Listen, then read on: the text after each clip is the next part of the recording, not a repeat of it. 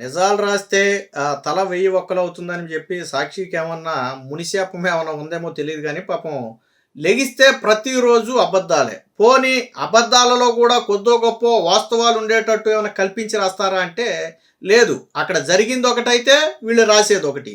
వీళ్ళకు అనుకూలంగా ఉంటే అంతా ఓకే. వీళ్ళకి వ్యతిరేకంగా ఉంటే మొత్తం తప్పుడే. వీళ్ళ సాక్షి పత్రిక ఆళ్ళది గాబట్టి ఆళ్ళేదైనా రాసుకోవచ్చు. సో మమ్మల్ని అడిగేవాడు ఉండడు గదా! ఏదన్నా గట్టిగా తప్పుడు వార్త రాశారని చర్యలకు ప్రభుత్వం పూనుకుందనుకోండి. పత్రికా స్వేచ్ఛను హరిస్తున్న చంద్రబాబు నాయుడు. ఒక విక్టిమ్ కాబట్టి రెడీగా ఉంటుంది. ఇప్పుడు పత్రికా స్వేచ్ఛ. ఈళ్ళ పత్రిక మళ్ళీ స్వేచ్ఛ. ఈళ్ళు రాసుకునేది ఈళ్ళ డబ్బా. జగన్మోహన్ రెడ్డి భజన ఈళ్ళకు అనుకూలంగా ఉన్నది రాసుకుంటారు. మళ్ళీ దానికి పత్రికా స్వేచ్ఛ అని ఒక విక్టిమ్ కార్డు వాడటం. అయితే పాపం ఇదే సాక్షిలో ఒక వార్త వచ్చింది. ఏంటంటే అబద్ధపు వాంగ్మూలం చెప్పించి ఆడిట్ నివేదికను తొక్కిపట్టి ఫైబర్ నెట్ కేసు క్లోజ్ చేసేందుకు ప్రభుత్వ కుట్ర. చంద్రబాబే A1గా ఉన్న కేసును నీరుగార్చే కుతంత్రం. సరే చంద్రబాబు గారు A1గా ఉన్నాడని నొక్కి రాశాడు. మరి ఇదే జగన్మోహన్ రెడ్డి 43,000 కోట్ల కేసులో A1 ముద్దాయి. 43,000 కోట్ల కేసులో జగన్ A1 ముద్దాయి. 16 నెలల జైలు శిక్ష అనుభవించాడు. ఆస్తులన్నీ అటాచ్ చేసి ఉన్నాయి. స్టిల్ ఈ రోజుకి ఒక్క కేసు కూడా కొట్టేయకుండా విచారణ సాగుతున్నాయి. ఒక్కడు కూడా కొట్టేయలే. మరి జగన్మోహన్ రెడ్డి కూడా A1 నువ్వు A1 అని నొక్కి చెప్పావు కాబట్టి జగన్మోహన్ రెడ్డి గురించి కూడా మనం మాట్లాడాల్సి వచ్చింది. ఇకపోతే ఇందులో ఏం రాశాడో చూడండి. చంద్రబాబు అవినీతి భాగవతాన్ని కప్పిపుచ్చే కుట్రను కూటమి ప్రభుత్వం మరింత పదును పెడుతుంది. ఇప్పటికే అసైన్డ్ భూముల కుట్ర కేసులో గతంలో చంద్రబాబు అవినీతిని బయట పెడుతూ సిఆర్పిసి కింద 164 కింద న్యాయమూర్తి ఎదుట వాంగ్మూలం ఇచ్చిన చేకూరి శ్రీధర్ను వేధించి లొంగ తీసుకుంది. ఇప్పుడు అదే విధంగా ఫైబర్ నెట్ కేసు విషయంలో కూడా అవినీతి బయటపడుతుందని చెప్పి ఆ వ్యక్తిని వేధించి లొంగ తీసుకుని ఈరోజు కేసును క్లోజ్ చేస్తున్నారని చెప్పారు. విషయం ఏంటంటే ఈ ఫైబర్ నెట్ కేసు అసలు చరిత్ర చాలా మందికి తెలియదు. అసలు చరిత్ర ఏంటంటే వేమూరి హరికృష్ణ ప్రసాద్ 2018లో సాక్షిలో ఒక ఆర్టికల్ రాశారు. ఫైబర్ నెట్లో అతిపెద్ద స్కామ్ జరిగిందని రాస్తే వేమూరి ఎవరైతే ఈయన హరికృష్ణ ప్రసాద్ ఉన్నాడో ఆయన సాక్షికి ఒక నోటీస్ ఇచ్చారు. సాక్షి ఎడిటర్కి, భారతీ రెడ్డికి, దాన్ని పబ్లిష్ చేసిన వారికి అందరికీ కూడా ఒక నోటీస్ ఇచ్చారు. ఏమని? తప్పుడు వార్త రాశారు, దీన్ని మీరు సమాధానం చెప్పాలని చెప్పి ఒక నోటీస్ ఇస్తే అప్పుడు సాక్షి నుంచి 2018లో సమాధానం రాకపోతే 2019లో మాచవరం పోలీస్ స్టేషన్ అనుకుంటా, వీడియో ఉంది నేను చూపిస్తాను. మాచవరం పోలీస్ స్టేషన్లో ఈయన వెళ్ళి కంప్లైంట్ ఇచ్చాడు. మేము నోటీసులు ఇచ్చాము, వాళ్ళు రెస్పాండ్ అవ్వలేదని పోలీస్ కంప్లైంట్ ఇస్తే ఆ కంప్లైంట్ మీద కూడా 2019 ఫిబ్రవరి మార్చి టైం, అంటే ఆల్మోస్ట్ ఎలక్షన్స్ అయిపోయినాయో మరి దగ్గరికి వచ్చినాయో.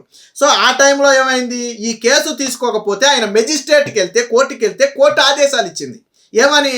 మీరు దీని మీద కేసు నమోదు చేయండి, ఆయన తప్పుడు అని చెప్పి ఆయన ఆధారాలు చూపిస్తున్నాడు, మీరు కేసు నమోదు చేయండి అని చెప్పి పోలీసులకు ఆదేశాలు కూడా ఇస్తే బట్ అప్పటికే గవర్నమెంట్ మారిపోవటం వల్ల దాన్ని పట్టించుకోవాలి. సో ఆల్రెడీ ఎలాగా మనం 2018లోనే ఫైబర్ నెట్లో స్కామ్ అన్నాం కాబట్టి చంద్రబాబుని ఎలాగైనా సరే ఇందులో వేధించాలి అని ఫిక్స్ అయ్యారు. మరి 2018లోనే స్కామ్ అని చెప్పినటువంటి వైఎస్ఆర్సీపీ పార్టీ 2019లో అధికారంలోకి వచ్చిన తర్వాత 2023లో చంద్రబాబు గారిని అరెస్ట్ చేసింది. చంద్రబాబు గారి మీద కేసు ఫైల్ చేసింది. చంద్రబాబు గారి మీద కేసు 2023లో ఫైల్ చేసింది. 2018లో మీరు ఆరోపించారు, అంటే 5 ఏళ్ళు పట్టింది. తర్వాత 4 ఏళ్ళు మీరే అధికారంలో ఉన్నారు. మరి ఎందుకు అప్పుడు దాకా కేవలం ఎలక్షన్ ముందు మాత్రమే ఎందుకు దీన్ని తెర మీదకి తీసుకొచ్చారు? 2, అప్పుడు ఎవరైతే చంద్రబాబు గారి హయాంలో అవినీతి జరిగిందంటూ మీ బలవంతపు ఒత్తిళ్ల వల్ల కేసు పెట్టాడో మధుసూదన్ రెడ్డి, ఆయనే కేసుని వెనక్కి తీసుకున్నాడు. ఎందుకు పెట్టావంటే ఆ రోజు రాజకీయ ఒత్తిళ్లతో నేను పెట్టానని చెప్పి ఆయనే కేసుని వెనక్కి తీసుకుంటే తరువాత ఈ కేసు మీద ఆయన వెనక్కి తీసుకోవడం చెల్లదని చెప్పి మళ్ళీ వీళ్ళ మనిషి ఎవరో కోర్టుకు కూడా వెళ్ళాడు. అయితే ముందు నేను దీని హిస్టరీ ఒకసారి వినిపిస్తాయనండి మీరు. అసలు ఫైబర్ నెట్ పైన ఎఫ్ఐఆర్ ఫైల్ అయిన రోజు ఎప్పుడండి? 9/9/2021, అంటే 9th September 2021. అయితే చాలా మంది ఎందుకు అప్పుడు ఫైల్ చేశారు కేసు అంటానికి బ్యాక్గ్రౌండ్ చాలా మందికి తెలియదు. యాక్చువల్ గా సాక్షి పేపర్ లో అనమాట ఒక పెద్ద స్కామ్ అయిపోయిందా నూత కల్పన చేసి స్టోరీ చేస్తా డిసెంబర్ 2018లోనే పెద్ద ఆర్టికల్ ఒక సీరియల్ లాగా రాశారు. రాస్తే అప్పుడే డిఫమేషన్ నోటీసు వేమూరు హరికృష్ణ ప్రసాద్ ఎవరైతే కనుక గవర్నింగ్ కౌన్సిల్ లో ఈ గవర్నెన్స్ కౌన్సిల్ లో మెంబర్ గా ఉన్నారో ఆయన అప్పుడే సాక్షి ఎడిటర్ కి, పబ్లిషర్ కి, అంటే ఇంక్లూడింగ్ వైఎస్ భారతి గారికి అందరికి కూడా నోటీస్ పంపించడం జరిగింది. డిసెంబర్ 2018 నోటీసులు కావాలని అడుగుతున్నా నేను అర్థమయ్యేలాగా ఉండడం కోసం. ఫైబర్ గ్రిడ్ లో మోసం జరిగిందంటూ వీళ్ళందరి మీద సాక్షిలో ఇష్టారాజ్యంగా వార్తలు రాస్తారు కాబట్టి అది పరువు నష్టం కలిగిస్తుందంటే ఆయన నోటీసులు ఇచ్చాడు, వీళ్ళందరి మీద కేసు వేశాడు. రైట్ చేశారు ఆయన డిసెంబర్ 2018లోనే నోటీసులు పంపించారు ఫస్ట్. అయితే ఆ నోటీసులకి ఏమీ రిప్లై ఇవ్వలేదు. ఇవ్వకపోతే ఫిబ్రవరి 2019లో ఆయన మాచవరం పోలీస్ స్టేషన్ లో కంప్లైంట్ ఇచ్చారు. అది కంప్లైంట్ కూడా ఇచ్చారు. మామూలుగా డిఫర్మేషన్ నోటీస్ కి ఎవరన్నా పంపించిన తర్వాత దానికి రెస్పాన్స్ రాకపోతే అవతల పర్సన్ పైన పోలీస్ కంప్లైంట్ ఇస్తారు. అది రూల్ ఆఫ్ లా. అయితే ఆయన మాచవరం పోలీస్ స్టేషన్ లో ఫిబ్రవరి 2019లో కంప్లైంట్ ఇచ్చారు. కంప్లైంట్ ఇస్తే ఆ కంప్లైంట్ ప్రొసీడ్ కావట్లేదని, వాళ్ళు ముందుకెళ్ళలేదని చెప్పేసి అని ఆయన అడిషనల్ చీఫ్ మెట్రోపాలిటన్ మెజిస్ట్రేట్ ని కూడా అప్రోచ్ అయ్యారు మార్చ్ 2019 లోనే అప్రోచ్ అయితే ఏప్రిల్ 2019 లో additional chief metropolitan magistrate order ఇచ్చారు. దీనికి హిస్టరీ అర్థమైంది కదా. 2019 ఫిబ్రవరిలో వెళితే ఏప్రిల్లో ఆదేశాలు ఇచ్చింది మాచవరం పోలీస్ స్టేషన్ ని, మీరు సాక్షి మీద ఇచ్చినటువంటి పరువు నష్టం కేసుని రిజిస్టర్ చేయండి అని మాచవరం పోలీస్ స్టేషన్కి ఆదేశాలు ఇచ్చింది. బట్ అప్పటికే గవర్నమెంట్ మారటం వల్ల దీన్ని గవర్నమెంట్ అధికారాన్ని ఉపయోగించి దీన్ని తూకుపెట్టారు. ఇది ఫైబర్ నెట్ హిస్టరీ. అయితే ఇప్పుడు మనం మాట్లాడాల్సింది ఏంటంటే, ఎవరైతే కేసును వెనక్కి తీసుకుంటున్నట్టుగా చెప్పాడో మధుసూదన్ రెడ్డి అనే వ్యక్తి ఎవరైతే వాపస్ తీసుకుంటున్నట్టుగా ప్రకటించాడో, ఆ వ్యక్తి ఎవరి హయాంలో పనిచేశాడు? జగన్మోహన్ రెడ్డి హయాంలో పనిచేశాడు. ఏమని చెప్పాడు ఆయన? ఆ రోజు కొన్ని రాజకీయ కక్షల వల్ల, బలవంతం పెట్టడం వల్ల నేను ఈ కేసును పెట్టాల్సి వచ్చింది తప్ప నేను వాస్తవంగా పెట్టింది కాదని చెప్పాడు. అయితే అదే స్టేట్మెంట్కి ఇప్పుడు కూటమి ప్రభుత్వం వచ్చిన తర్వాత ఏమని చెప్పాడు? ఎస్, ఆ రోజు నేను తప్పుడు కేసు పెట్టాను కాబట్టి నేను దీన్ని వెనక్కి తీసుకుంటున్నాను, నా స్టేట్మెంట్ వెనక్కి తీసుకుంటున్నానని చెప్పాడు. అలా స్టేట్మెంట్ని వెనక్కి తీసుకోవటం ఈ సాక్షికి తప్పు అయిపోయిందంట. ఒకసారి ఇచ్చిన స్టేట్మెంట్ రెండవసారి వెనక్కి తీసుకోవటం అంట సాక్షికి తప్పు అయిపోయిందంట. సరే, దీన్ని సాక్షి తప్పు ఉంది కాబట్టి తప్పే అనుకుందాం కాసేపు. ఇప్పుడు మనం లైన్లోకి వస్తే వివేకానంద రెడ్డి కేసుకు సంబంధించి సిఐ శంకరయ్య గతంలో నన్ను అవినాష్ రెడ్డి ఇంకా కొంతమంది అనుచరులు ఆ రోజు నన్ను బెదిరించి లోనికి వెళ్లకుండా ఈ విషయాన్ని ఎవరికీ చెప్పొద్దని బెదిరించడం వల్లే నేను ఈ విషయాన్ని పై అధికారులకు చేరవేయలేదు, ఆ రోజు వాళ్ళ బెదిరింపులతో నన్ను ప్రభావితం చేశారని చెప్పి ఆల్రెడీ సిబిఐకి వాంగ్మూలం ఇచ్చాడు మెజిస్ట్రేట్ ముందు. తర్వాత అదే శంకరయ్య తర్వాత ఏం చేశాడు? దాన్ని రికార్డ్ చేసిన దాన్ని కోర్టులో పెట్టడానికి రమ్మంటే అబ్బాబే నన్ను సిబిఐ అధికారులు వేధించి అలా చెప్పించారు, నాకు సంబంధం లేదని చెప్పాడు. ఆ రోజు సాక్షి దాన్ని ఎందుకు తప్పనలేదు నాకు అర్థం కాల. ఆ రోజు సిఐ శంకరయ్య స్వయంగా అవినాష్ రెడ్డి పేరు చెప్పాడు నన్ను బెదిరించాడని. తర్వాత మీరు సిఐ శంకరయ్యకి పోస్టింగ్ ఇవ్వడం కోసం ఆ వ్యక్తిని భయపెట్టి బెదిరిస్తే ఆ వాంగ్మూలాన్ని కోర్టులో రికార్డ్ చేయడానికి రాలా. ఆల్రెడీ సిబిఐ రికార్డ్ చేసింది ఇన్వెస్టిగేషన్లో, బట్ కోర్టులో చెప్పడానికి రాలా.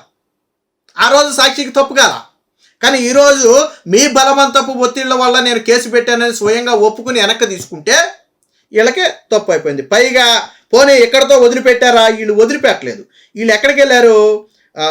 కోర్టుకి వెళ్ళారు. కోర్టుకి వెళ్తే ఏం చేసింది?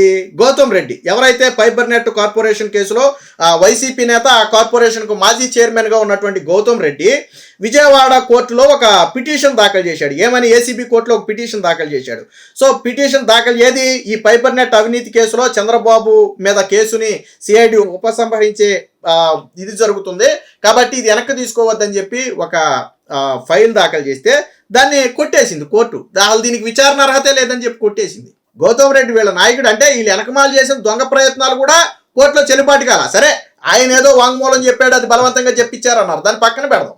మీరు కోర్టుకి వెళ్ళారు కదా, ఇప్పుడు మీరు కోర్టుకి వెళ్ళారు కదా, గౌతమ్ రెడ్డి పిటిషన్ దాఖలు చేస్తే విచారణ అర్హతపై 2 రోజుల కిందట వాద ప్రతివాదనలు ముగిశాయి. న్యాయవాది ఈ పిటిషన్ను తిరస్కరిస్తూ గురువారం ఉత్తర్వులు ఇచ్చారు. ఎందుకు ఇచ్చారు? వాస్తవానికి విషయం ఏంటంటే, ఈ కేసును ఉపసంహరించుకుంటున్నట్లుగా అప్పటి ఫిర్యాదుదారుడుగా ఉన్నటువంటి అప్పటి ఫైబర్ నెట్ ఎండి మధుసూదన్ రెడ్డి కొద్ది రోజుల క్రితమే కోర్టులో అఫిడవిట్ దాఖలు చేశాడు. ఎందుకు దాఖలు చేశాడంటే, గత ప్రభుత్వంలో తన మీద బలవంతంగా తన మీద ఒత్తిడి తీసుకొచ్చి స్కామ్ జరిగిందని కేసు పెట్టించారు. ఆ విషయం ఆయన ఒప్పుకున్నాడు. పోనీ ఇప్పుడు గౌతమ్ రెడ్డి వెళ్ళాడు కదా కోర్టుకి, ఏమంది కోర్టు? బయటికి తెప్పమంది. అంటే అసలు 2018లోనే వీళ్ళు అవినీతి జరిగిందని చెప్పి 2021లో కేసు పెట్టి 2023లో చంద్రబాబును అందులో ఇరికించే ప్రయత్నం చేశారు. 5 ఏళ్లు పట్టింది.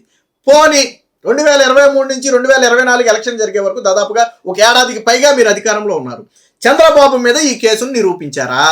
థర్డ్ పార్టీ ఆడిట్ కూడా జరిపింది. దీని మీద, ఈ ఫైబర్ నెట్ స్కామ్ మీద థర్డ్ పార్టీ ఆడిట్ కూడా జరిపి ఏసీబీ అధికారులే ఎటువంటి స్కామ్ జరగలేదని నివేదిక ఇచ్చారు. నీ హయాంలో పనిచేసిన అధికారులే వాళ్ళు. మరి దీనికేం సమాధానం చెప్తావు? అంటే మన సాక్షి మన చేతిలో ఉంది కాబట్టి మనం ఏది రాస్తే అది చెల్లుబాటు అవుతుంది. నిజంగా అధికారం చేతిలో ఉండి కేసులు కొట్టేసుకోవచ్చు అంటే జగన్మోహన్ రెడ్డి కేసులు కొట్టేసుకోవచ్చు కదా, ఎందుకు కొట్టేసుకోవాలా? సో ఇది అంటే ఆ రోజు వీళ్ళు బలవంతం పెట్టారని వాళ్ళే ఒప్పుకున్నా వీళ్ళకి తప్పు అంటది. సో ఇది ఫైబర్ నెట్ కేసును చంద్రబాబు మీద కొట్టేస్తున్నారని చెప్పి సాక్షి ఏడుపు. Please subscribe to Leo news for more videos.